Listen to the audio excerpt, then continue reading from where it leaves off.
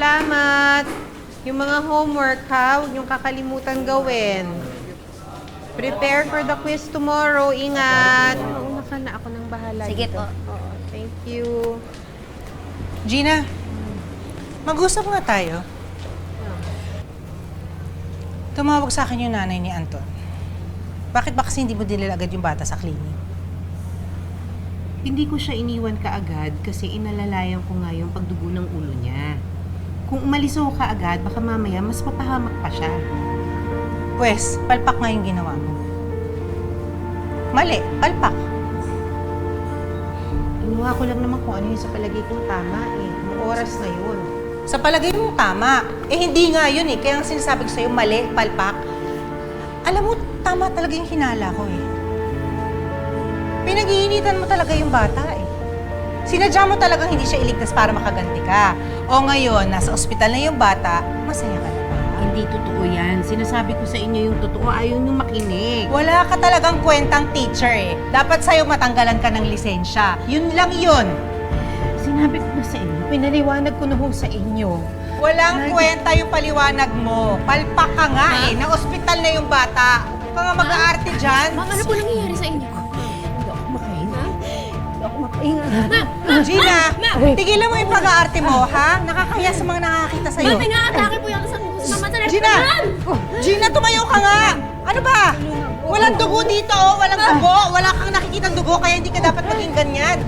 Ma'am! Lagi ka na lang maghihimatay-himatayan. Ang mangyayari sa'yo yan, dapat talaga sa'yo. Mag-resign ka na, magtinda ka na lang sa karinderya nyo. Ma'am, nahihirapan na po siya. Humingi na po tayo ng tulong! Ma'am! Gina! Ma'am? Ma'am Gina? Ma'am Gina? Gumising ka! Tulong!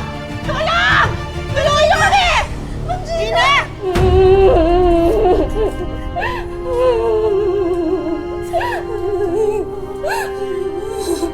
Nay, gising ka na. Ang ginawa nila, bakit nila ginagawa to? Ang sasama nila. Bakit nangyari to? Nay, gising ka na. Nay. Nay, si nanay wala na. Nagtawag lang yung anak ko na dinala sa ospital. Hindi umabot ng 2 araw. Cardiac arrest man yung sir, nailagay sa death certificate. Ate Sheena, ayun po. Ayun yung principal namin.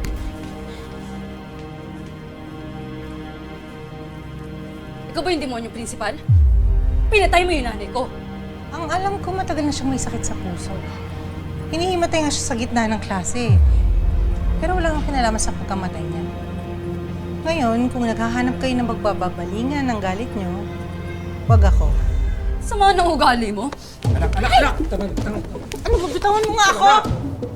Kanilahiya, nandito ka sa eskwelahan ko, principal ako dito. Wala akong pakialam kung principal ka. Dahil wala kang puso! Uy! Sawa ko na ngayon namatay!